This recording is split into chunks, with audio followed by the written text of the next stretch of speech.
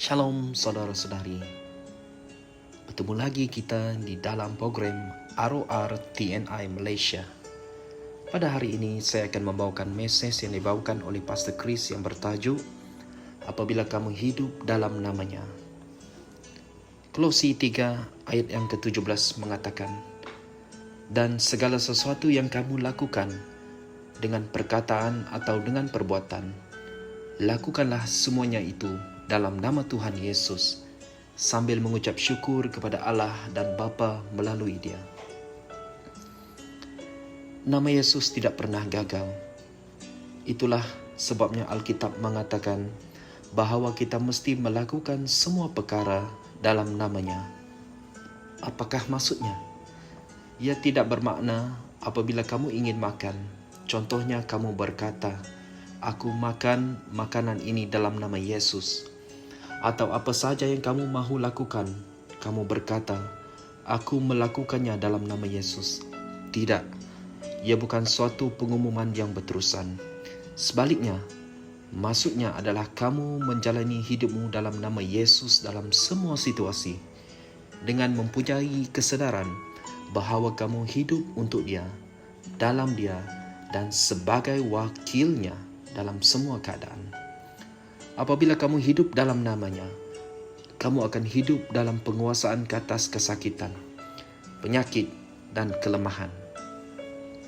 Namanya adalah sebuah tempat kemenangan dan keselamatan yang mutlak. Itulah sebabnya Salomo berkata dalam Amsal 18 ayat yang ke-10, nama Tuhan adalah menara yang kuat. Kesanalah orang benar berlari dan dia menjadi selamat. Kenyataan ini boleh ditemui dalam Perjanjian Lama. Hari ini kita tidak berlari ke dalam namanya. Kita hidup di dalam namanya. Namanya dinamakan ke atas kita. Apabila kamu hidup dalam namanya, kamu tidak mempunyai ketakutan. Apabila kamu hidup dalam namanya, kamu akan menjalani kehidupan dengan penuh kejayaan, mengatasi dan mengalahkan keadaan, kejahatan, kemerosotan, kerosakan, rasuah, dan bahaya di dunia ini. Kamu hidup dalam kedamaian, kemakmuran, kesehatan, kejayaan, dan kebesaran yang tidak berkesudahan bagi kemuliaan Bapa. Haleluya. Mari saudara-saudari bersama-sama saya membuat pengakuan. Aku hidup dengan penuh kemenangan, mengatasi dan mengalahkan keadaan, kejahatan, kemerosotan, kerosakan, rasuah, dan bahaya di dunia ini, kerana aku hidup dalam nama Yesus. Aku hidup dalam kedamaian, kemakmuran, kesehatan, kejayaan, dan kebesaran yang kekal bagi kemuliaan Bapa. Terpujilah Tuhan.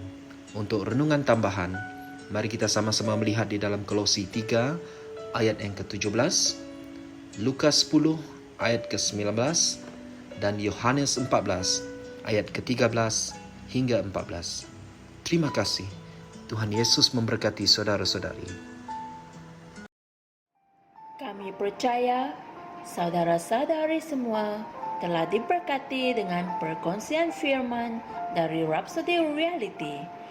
Bagi sesiapa yang ingin menjadikan Yesus Kristus sebagai Tuhan dalam kehidupanmu, kamu boleh mengucapkan doa ini bersama dengan saya.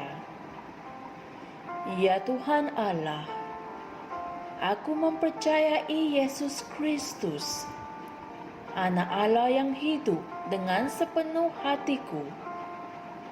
Aku percaya Dia telah mati untukku, dan Allah telah membangkitkan Dia dari kematian. Aku percaya Dia hidup hari ini.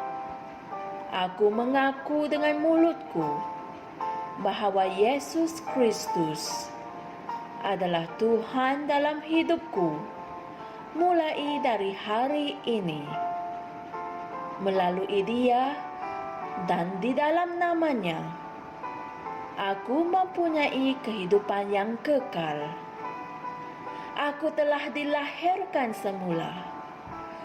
Terima kasih Allah kerana menyelamatkan jiwaku. Aku sekarang adalah anak Allah. Haleluya. Tanya, sekarang kamu telah menjadi anak Allah. Untuk apa-apa sebarang pertanyaan atau untuk mendapatkan lebih banyak maklumat mengenai bagaimana untuk bertumbuh sebagai seorang Kristian, anda semua boleh hantar mesej di akaun Facebook kami atau email kami di tni.msia@gmail.com. Sekali lagi, tni.msia@gmail.com. Tuhan berkati Anda semua.